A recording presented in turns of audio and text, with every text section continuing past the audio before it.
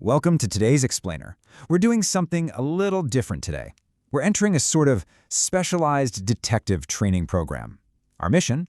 We are going to be solving real-world mysteries using the incredible and sometimes surprising power of math to uncover the secrets hiding right there in everyday numbers.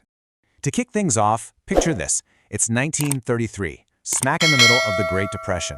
You've got this unemployed engineer named Charles Darrow, and like a lot of people, he just longed to be rich. So he invents a board game, one about buying up properties in Atlantic City, and it actually ends up getting issued a US copyright. But our source material reveals a really interesting twist. If you compare his game to another one, a board game that originally came from India, well, that one received a United States copyright way back in 1874. So the crucial point here is figuring out the exact gap in years between these two historical gaming milestones. We have 1933, and we need to subtract 1874. But instead of just giving you the answer right away, we are going to frame this unknown gap as our very first suspect. We'll represent that unknown number with the letter Y. And that gives us our first mathematical mystery to crack. 1933 minus 1874 equals Y. All right, moving on to decoding mathematical sentences, let's quickly build up our investigator's vocabulary. First up is the equation. Honestly, an equation is simply a mathematical sentence. It's just a bold declaration stating that two things are perfectly equal to one another, just like our board game example. 1933 minus 1874 equals Y. It's a sentence stating a fact, or at the very least setting up a situation where we need to find the fact. Now, what happens when an equation contains a variable? You know, like our mysterious letter Y. Well, it's officially called an open sentence. It's open because, basically, the case isn't closed yet. We have an unknown suspect hiding right there in the mathematical grammar, just waiting to be solved. And that brings us to the ultimate goal, the solution. Finding the solution, actually solving the equation, literally just means uncovering the exact number that we can swap in for our variable to make the sentence tell the absolute truth. Let's actually interrogate a couple of numbers to see how this works. If we replace Y with 67, well, 1933 minus 1874 definitely does not equal 67. That is a completely false sentence.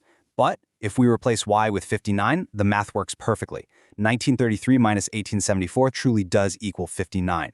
Because that sentence is true, 59 is our verified solution. Case closed on that one.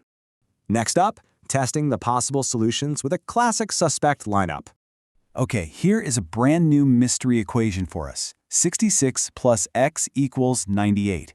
And look at this. We have a lineup of three suspicious numbers, all potentially posing as x. Is the true identity of x 16, 24, or 32? We have to test them to find out for sure. To figure this out, we're going to walk through the logical substitution method. It's super straightforward. We just test each number by substituting it directly into the equation, one by one.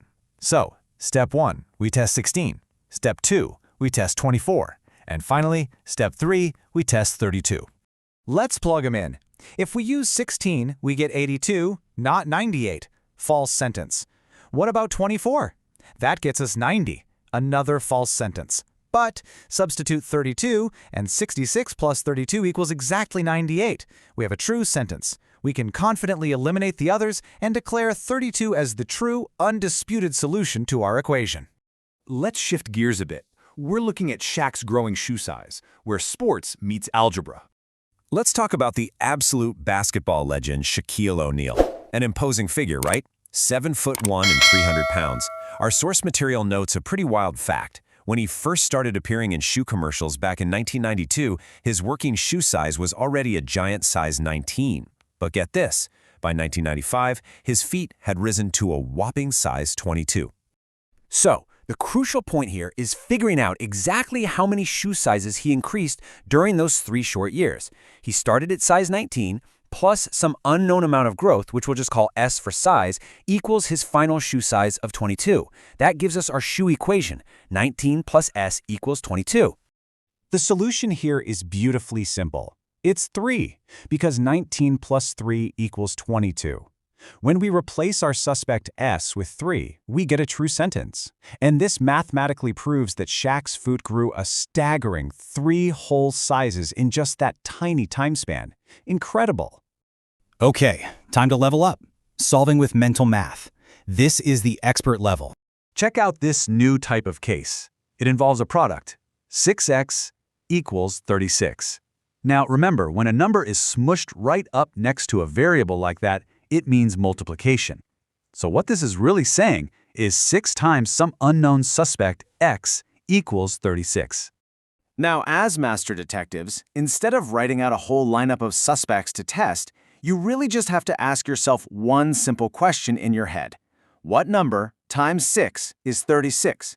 Your brain instantly reveals that 6 times 6 is 36, which means x absolutely must be 6. Easy, right? All right, for our final challenge today, the division case. Here we have 45 divided by n equals 9. We've got a quotient-based mystery where we are dividing 45 by our unknown suspect n to arrive at 9. Here is the brilliant mental trick for this. You don't actually have to divide in your head. You just turn it into a multiplication question. Instead of struggling, just ask yourself, what number times 9 is 45? By using that simple inverse relationship, we effortlessly find the answer. We all know 5 times 9 is 45, so our suspect n is clearly 5. Boom, solved. Well, before you close the case file on today's explainer, I want to leave you with one final challenge to really test out your new skills. Based on everything we've uncovered today, can you write an equation that is always true and another one that is always false? Think about it. Keep investigating, keep practicing, and see what you can prove. Thanks for joining us, and I'll catch you in the next one.